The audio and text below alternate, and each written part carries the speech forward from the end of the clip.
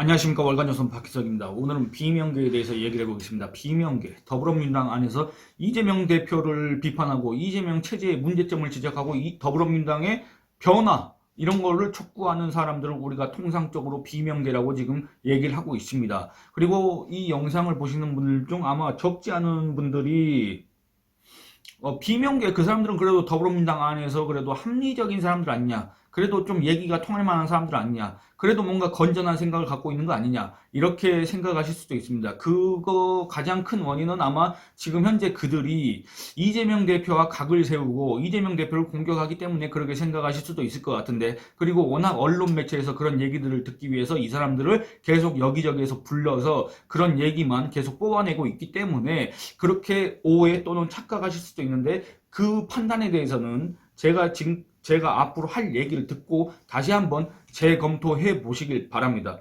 제가 오늘 얘기하고 싶은 건 이겁니다. 제목은 보셨겠지만 비명계가 국민 앞에 무릎 꿇어야 되는 이유에 대해서 얘기해 보겠습니다. 그야말로 문재인 정권 때 그들의 전매 특허라고 할 수 있는 내로남불. 이 내로남불에서 이 비명계라는 사람들도 자유롭지 않다. 이 사람들도 이런 행태를 그대로 보였다. 그런데 지금 와서는 또 다른 얘기를 하고 앉아있다. 정말 이런 꼴을 보고 있자니 어이가 없다. 이런 얘기를 하고 싶습니다. 박용진 의원이라고 있습니다. 더불어민주당의 대표적인 비명계 인사입니다. 이 사람 더불어민주당 대선 후보 경선에도 나갔었고 당대표 경선에도 나갔습니다. 마치 뭔가 더불어민주당의 차세대인 것 마냥 인식되고 있는 사람입니다. 이 사람이 최근에 헌법재판소가 검수완박법 관련해서 이런 결정을 내렸지 않습니까? 절차적 문제는 있지만 법은 유효하다. 이런 기괴한, 해괴한, 괴상한 이런 결정을 내렸지 않습니까? 근데 이 박용진 의원이 이것과 관련해서 우리가 그 절차적 문제가 있었으니까 그거 인정하고 더불어민주당이 대국민 사과를 해야 된다. 이런 주장을 했습니다. 그리고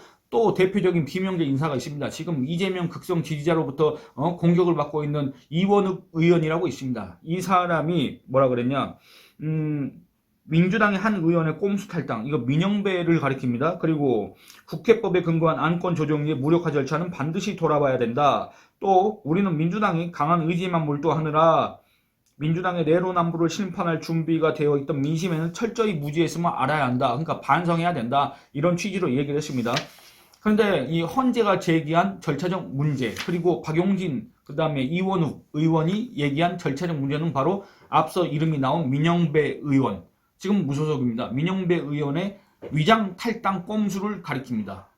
여러분들 내용 다 아실 겁니다. 그럼에도 정말 짧게 얘기를 하자면 더불어민주당이 2022년 4월과 5월 달에 소위 검찰 수사권 완전 박탈을 위해서 문재인 정권 안에 이거를 처리하기 위해서 강행을 했지 않습니까? 아주 속전속결 일사천리로 그걸 처리하려고 했지 않습니까? 그 과정에서 국민의힘이 반대를 했는데, 아니 자기들이 의석이 많으니까 그건 별로 문제가 안 되는데, 이게 해당 법안들이 검찰청법 일부 개정안 그리고 형사소송법 일부 개정안, 이 해당 법안들이 법사위 안건조정위원회에 회부가 됩니다. 그러면 거기에서는 만약에 의결 정족수를 채우지 못하고 그럴 경우에는 최장 90일 동안 이게 계류가 될 수 있습니다. 최장 90일 동안 계류되면 어떻게 됩니까? 이때 당시가 더불어민주당이 이걸 발의했을 때가 4월 15일인데 90일이 지나면 이미 윤석열 정부가 출범한 뒤 아닙니까? 문재인 정부 기간에 이거를 끝내야 되는데, 그래서 공포까지 끝내야 되는데, 윤석열 정부로 이게 넘어가 버리면 당연히 윤석열 대통령, 검사 출신의 윤석열 대통령, 검수완박에 반대했던 윤석열 대통령이 여기에 대해서 거부권을 행사하면 끝나는 거 아닙니까? 그래서 문재인 대통령 임기 안에 이걸 끝내야 되는데, 안건조정위원회 구성을 보니까 이렇게 돼 있었습니다. 더불어민주당 3명, 그리고 국민의힘 2명, 무소속 1명, 이렇게 6명으로 구성되어 있습니다. 의결 종족수는 4명이었습니다. 그러니까 더불어민주당 3명과 무소속 1명이 같은 생각을 하고 있다. 그러면 이거 법안 처리에는 전혀 문제가 없다. 어려움이 없다. 이런 상황이었습니다. 그런데 공교롭게도 당시 무소속 의원이 누구였느냐? 양향자 의원이었습니다. 더불어민주당 출신. 그래서 더불어민주당은 이거에 대해서 낙관하고 있었는데 돌연 양향자 의원이 검수완박법에 대해서 반대 입장을 밝혔습니다. 그러니까 더불어민주당은 이제 급해진 겁니다. 그래서 2022년 4월 20일 민영배 의원이 갑자기 더불어민주당을 탈당했습니다. 이 사람은 수사기소 분리를 통한 검찰 정상화에 작은 힘이라도 보탤 수 있을까 싶어 용기를 냈다. 혹시라도 생길 수 있는 역할에 대비하려는 뜻이다. 라고 하면서 탈당 사유를 밝혔습니다. 안건조정위원, 법사위 안건조정위원 선임 권한이 있는 더불어민주당 소속 박광원. 이 사람 역시 이 검수완박법을 공동 발의한 사람입니다. 이 박광원 의원이 민영배 의원을 안건조정위원으로 참여케 했습니다. 그러니까 이 사람이 이제 무소속으로 나가고 나서 양향자 의원 대신에 안건조정위에 무소속 몫으로 들어가게 된 겁니다. 그러니까 여러분들 애초라면 양양자 의원이 반대했기 때문에 더불어민주당 3명 가지고는 이거를 처리할 수가 없는데 더불어민주당 3명에 더불어민주당을 탈당한 민영배 의원이 이렇게 4명이서 의결 동력수를 채운 거 아닙니까? 그래서 일방적으로 처리를 했다 그겁니다. 그리고 나서 그 뒤로 또 일사천리로 처리를 해서 이게 본회의까지 올라가는데 얼마 걸리지도 않았고 그 다음에 본회의에서 이걸 처리하고 그 다음에 5월 3일 날 이게 최종적으로 처리된 다음에 그날 바로 문재인 정부가 국무회의를 열고 문재인 대통령이 주재하는 회의에서 이게 처리가 됐습니다. 그리고 문재인 대통령의 임기 마지막 날인 5월 9일 이게 관보를 통해서 최종적으로 공포가 됐습니다. 이게 바로 더불어민주당 정권, 문재인 정권이 강행했던 검수완박의 경과입니다. 여러분들 이거 다 아실 겁니다. 그래서 헌재가 문제를 제기한 절차적 문제, 그리고 박용진 의원, 이원욱 의원이 얘기한 절차적 문제가 바로 이 더불어민주당의 검수완박을 가능하게 했던 국민의힘의 토론권과 표결권 이런 거를 무시하게 만들었던 바로 민영배 위장 탈당 꼼수 이거를 지적한 겁니다. 헌법재판소는 이에 대해서 국회 법제사법위원장이 당시 이를 알고도 그러니까 민영배 위장 탈당을 알고도 이를 묵인하는 등 국회법과 헌법을 위반했으며 이런 불법 행위 탓에 소수당인 국민의힘 의원들의 심의 표결권이 침해됐다. 이렇게 판단했습니다. 당시 이제 더불어민주당 안에서도 역시 민영배 위장 탈당 꼼수에 대한 비판의 목소리가 제기됐습니다. 그 중에 대표적인 사람들이 아까 제가 앞서서 얘기했던 박용진 의원 그리고 이상민 의원. 여러분들 이상민 의원 지금 이재명 대표를 정말 누구보다도 열심히 비판하고 있는 사람 아닙니까? 그리고 또 누가 있었느냐? 조응천 의원. 조응천 의원도 역시 비명계로서 이재명 대표를 비판하고 이재명 체제의 문제를 지적하는 사람 아닙니까? 이런 사람들이 이때 이 더불어민주당이 검수완박을 강행하려는 이거에 대해서 우려를 하고 그 다음에 민영배 위장 탈당 꼼수라는 것까지 이런 편법까지 동원해가면서 굳이 이렇게까지 해야 되느냐 여기에 대해서 반기를 들었습니다. 공개적으로 이런 의사표시를 했습니다. 거기에 대해서 또 얘기를 해보겠습니다. 이상민 의원은 2022년 4월 20일 이렇게 정치해서는 안 된다라고 얘기했습니다. 고민이 있었겠지만 정치를 희화하고 소모품으로 전락시키는 것이라고 지적했습니다. 그러면서 어렵고 복잡할수록 원칙대로 전공법으로 가야 한다. 헛된 망상은 패가망신의 지름길이다. 분별력 있게 하자 이렇게 촉구했습니다. 박용진 의원은 또 민영배 위장 탈당 꼼수에 대해서 뭐라 그랬냐. 검찰개혁의 염원을 이루기 위한 기본적 전제는 국민적 공감대다. 검찰개혁의 필요성과 수사권, 기소권의 분리에 원칙적으로 찬성하지만 지금 우리의 검수완박을 향한 조급함은 너무 우려스럽다. 검수완박을 위한 상황논리, 비상한 결단이라는 말은 제가 보기엔 원칙을 저버린 또 다른 소탐 대실이다. 국민들은 민주당이 지금 선을 넘고 있다고 보고 있다. 문재인 정부 검찰개혁 성과의 기본 전제는 국민 공감되었다는 것을 잊어서는 안 된다. 검찰개혁의 성공을 위해서라도 우리는 다른 길을 찾아야 한다. 이렇게 얘기를 했고 조응천 의원 역시 비명계이지 않습니까? 이 사람은 절차적 정당성이 없으면 민주주의가 무너진다는 말이 있다. 국민들의 시선이 두렵다고 얘기를 했습니다. 또 검수완박법, 검찰 정상화법이 만사를 제쳐놓고 편법을 동원해야 할 만큼 절박한 일인가라고 되물었습니다. 그리고 또 현재 비명계로 분류되는 이소영 의원이라고 있습니다. 이 사람 역시 어떻게 얘기했느냐. 입법자인 우리가 스스로 만든 국회법 취지를 훼손하고 편법을 감행하는 것은 옳지 않은 일이다. 지금까지 민주당과 가까운 의원들을 안건조정위원으로 지정하며 본래의 취지를 훼손한다는 비판이 있었지만 엄연한 민주당 의원이 탈당에 이 숫자를 맞추는 것은 전례 없는 일이다. 너무나 명백한 편법이다. 아무리 목적이 정당하더라도 입법자인 우리가 스스로 편법적 수단까지 정당화하며 용인해서는 안 된다. 이렇게 촉구했습니다. 여러분들 그러니까 이 사람들은 이 내용만 보면은 이 사람들은 분명히 더불어민주당이 강행 처리했던 검수완박법, 검찰청법 일부 개정안 그리고 형사소송법 일부 개정안 여기에 대해서 반대표를 던졌을 거라고 익히 예상할 수 있지 않습니까? 그래서 제가 그 표결 결과를 봤습니다. 일단 검찰청법 일부 개정안 이거는 4월 30일에 표결을 했습니다. 4월 30일에 표결을 했는데 이 반대를 한 사람들 명단을 봤더니 반대를 한 사람들 명단에는 이 사람들 이름이 없습니다. 반대는 누가 있었느냐? 일단 검찰청법 일부 개정안입니다. 이태규 국민의당, 최연숙 국민의당, 조정훈 시대전환 이 세 사람이 반대했습니다. 그리고 기권을 했을까? 기권 의원 명단에는 없습니다. 이 사람들이. 제가 앞서서 그렇게 긴 시간을 할애해서 이렇게 얘기한 걸 소개했던 그 사람들 이름은 눈을 씻고 찾아봐도 없습니다. 그렇다면 혹시 찬성한 사람들 명단이 있을까? 그래서 찬성한 사람들 명단을 찾아봤습니다.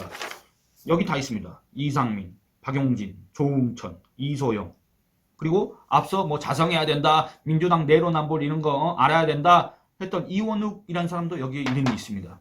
그러면 혹시 형사소송법 개정안에 대해서는 반대를 했을까? 그래서 또 반대 의원 찾아봤습니다. 이태규, 조정훈, 최연숙. 기권에는 있을까? 없습니다. 그러면 혹시 또 이번에도 찬성을 했나? 찬성했는지 찾아봤습니다. 여기 봤더니 이상민, 그리고 이소영, 그리고 조응천, 박용진, 뭐 더불어민주당 안에 뭐 이런 동명이인들이 이렇게 많습니까? 그렇지는 않지 않습니까? 결국에는 이렇게 언론 매체에 나와서 이렇게 검수완박에 대해서 비판하고 그 다음에 민영배 위장 탈당 꼼수에 대해서 비판했던 사람들, 원칙대로 가야 된다, 전국목대로 해야 된다, 헛된 망상은 패가망신의 지름길이라고 했던 이상민 의원은 그럼 왜 그 패가망신에 동참을 했습니까? 왜 그 패가망신에 참여를 했습니까? 에? 그리고 박용진 의원 뭐라고 했습니까? 그리고 조응천 의원 뭐라고 했습니까? 이소영 의원 뭐라고 했습니까? 그리고 현재 민영배 위장 탈당 꼼수에 대해서 절차적 문제에 대해 반성하고 성찰해야 된다, 이렇게 촉구한 이원우, 비명계 이원우 의원이 있지 않습니까? 이 사람도 역시 더불어민주당이 강행 처리한 검찰청법 일부 개정안, 그리고 형사소송법 일부 개정안, 소위 검수완박법에 모두 찬성표를 던졌습니다.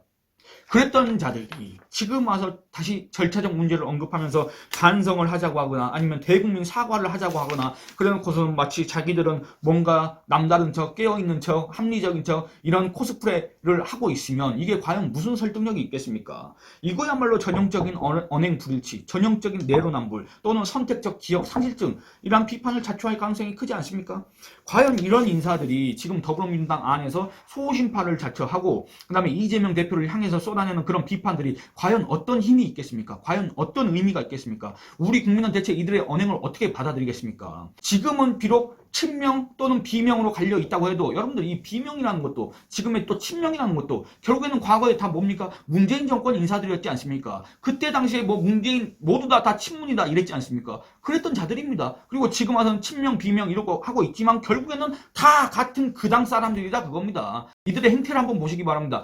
그때는 이런 사정이 있었고 결과적으로는 표결을 이렇게 했지만 그때는 이런 사정이 있었기 때문에 어쩔 수가 없었다, 불가항력이었다, 역부족이었다, 이런 얘기를 하려고 합니까? 불과 1년 전 이 지금의 비명계의 대표적인 인사들의 언행 불일치, 내로남불, 이런 걸 보면은 과연 이 사람들을 어떻게 평가할 수 있을까? 어떤 분들은 정말 비겁하다, 정말 내로남불의 전형이다, 이렇게 아마 생각하실 겁니다. 지금 이들이 이재명 대표를 향해서 이게 비판하면서 주목을 받고 있긴 한데, 심지어 국민의힘 지지층에서도 비교적 합리적이라는 평가를 내리고 있긴 한데, 실상은 그렇게 평가할 만한 사람들이 아닌 것 같다, 이런 얘기를 하고 싶다 그겁니다. 말로는 대체 뭘 못하겠습니까? 여러분들, 이 사람들이 왜 비판을 받아야 되느냐면 이런 어떤 내로남불적 행태를 지금 보이고 있고 마치 그걸로 인해서 이미지 세탁을 하면서 우리는 이재명과 다르다 이렇게 얘기를 하면서 이재명 대표를 비판 공격하고 있지만, 아니 말로는 뭘 못합니까? 이 사람들 하는 게 말밖에 없지 않습니까? 여러분들 근데 어땠습니까? 이 사람들이 과거에도 이런 말을 했습니다. 근데 하는 행동은 달랐습니다. 앞뒤가 다르고 말과 행동이 다른 사람들을 어떻게 믿을 수가 있으며 그 사람들의 말에 무슨 힘이 실릴 수가 있으며 그 사람들 말에 어떤 의미가 있는지 계속 제가 얘기하는 게 그거 아니겠습니까? 근데 말은 화려합니다. 말로는 뭐든지 다 할 수 있을 것처럼 말로는 아주 자기들이 더불어민주당을 그렇게 생각하고 걱정하고 지금 현재 더불어민주당이 처한 상황이 그렇게 절박하고 절실하고 간절하고 시급한 것처럼 얘기를 하는데, 여러분도 한번 보시기 바랍니다. 그 사람들이 무슨 행동을 했습니까? 뭘 하나 한 게 있습니까? 행동을?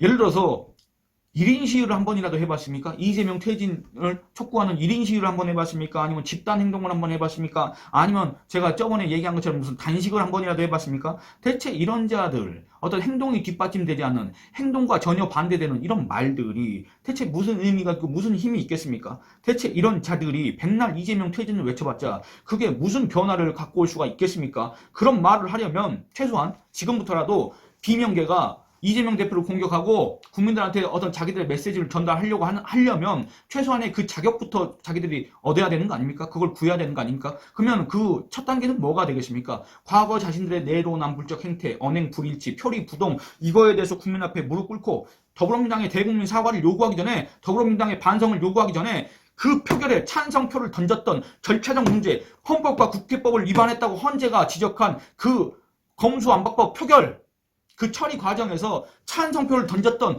자신들의 행태를 국민 앞에 무릎 꿇고 반성하고 그에 걸맞은 행태를 지금 행동을 보여야 되는 게 먼저이지 않습니까? 그런데 이 사람들 아마 제가 봤을 때는 그런 행동 안 할 겁니다. 왜냐? 이 사람들이 지금까지 했던 행동을 봤을 때 그렇다 그겁니다. 여러분들 어떻게 생각하십니까? 오늘 이만 줄이겠습니다. 감사합니다.